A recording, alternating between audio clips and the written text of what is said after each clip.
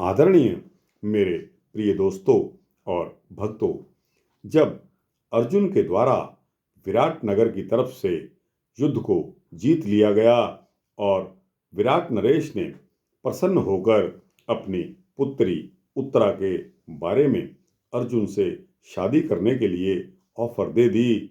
अब क्योंकि अर्जुन की शिष्या रही उत्तरा में गुरु और शिष्य का रिश्ता था, इसलिए युधिष्ठिर ने इस बात से इनकार करते हुए कहा कि ठीक है, हम उत्तरा को अर्जुन के पुत्र अभिमन्यु से उसका ब्याह कर देंगे। तो दोस्तों, इसके पश्चात जब विवाह हो गया तब पांडवों ने अपना वनवास पूरा होने की दशा में आगे की योजना पर विचार करने के लिए एक सभा का आयोजन किया। उसमें विराट नरेश, राजा ध्रुपद, धृष्टद्युम्न, श्री कृष्ण, बलराम और काशी नरेश, सात्विक इत्यादि उपस्थित थे। सभी इस बात पर सहमत थे कि राजा ध्रुपद के राजगुरु संजय को भी पांडवों का दूत बनाकर हस्तिनापुर भेज दिया जाए। वहां जाकर राजा धृतराष्ट्र को संदेश देना था कि शर्त के अनुसार पांडव वनवास और अपना अज्ञातवास की अवधि को पूरा कर चुके हैं, इसलिए उन्हें उनका राज्य लौटा दिया जाए। अतः राजगुरु संजय शांति दूत बनकर हस्तिनापुर के लिए रवाना हो गए। वहां पहुंचकर संजय ने राजा धृतराष्ट्र से कहा कि हे महाराज, पांडवों ने 13 वर्ष का वनवास और अज्ञातवास पूरा कर लिया है, इसलिए आप उन्हें सम्मान सहित उनका राज्य लौटा दें। दुर्योधन ने यदि दोबारा कोई बेईमानी की तो फिर इस समस्या के हल के लिए बहुत भयानक युद्ध होगा, और आप तो जानते ही हैं कि पांडव अजेय हैं, इसलिए उन्हें जीतना कौरवों के लिए असंभव होगा और इस प्रकार कुरुवंश का विध्वंस होने से कोई रोक नहीं पाएगा।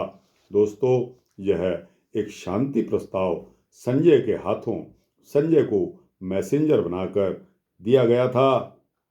धृतराष्ट्र ने संजय की बातों को काफी गंभीरता से सुन तो लिया और अगले दिन राज दरबार में पितामह भीष्म, गुरु द्रोण, महामंत्री विदुर के अलावा दुर्योधन, कर्ण तथा मामा शकुनी जहां उपस्थित थे, उन सभी के सामने संजय द्वारा पांडवों का यह संदेश प्रस्तुत कर दिया गया और उसे सुनकर दुर्योधन ने साफ साफ यह कह दिया कि युद्ध किए बिना वह पांडवों को उनका राज्य नहीं लौटाएगा।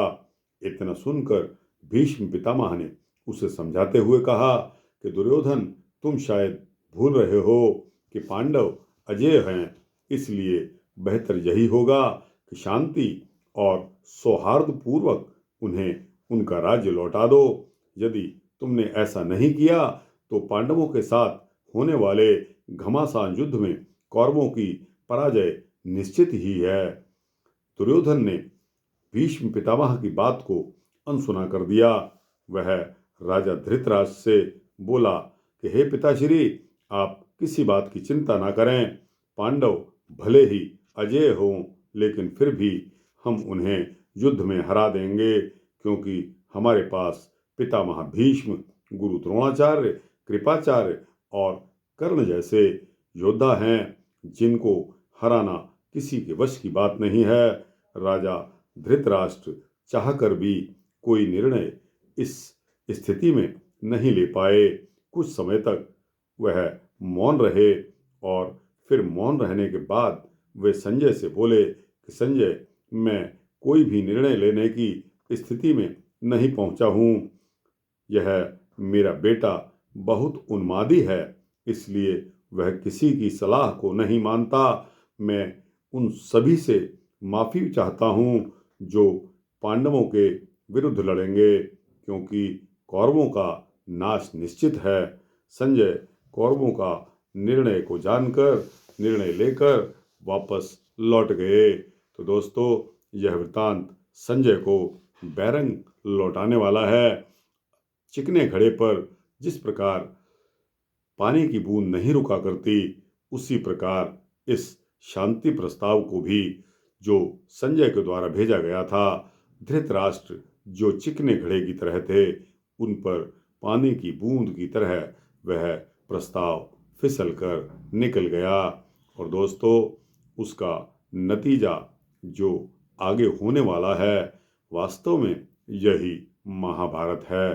तो दोस्तों, यह वृतांत मैंने आपके समक्ष रखा, जो कि आपको कैसा लगा, अच्छा लगा हो तो इसको लाइक और शेयर करते हुए अपने दोस्तों, भक्तों, मित्रों, जिज्ञासुओं को भेजना, और इस चैनल को सब्सक्राइब कर देंगे तो आपको इसी तरह के सूक्ष्म भक्ति वृत्तांत मिलते रहेंगे। जय श्री राधे, जय श्री राधे कृष्णा।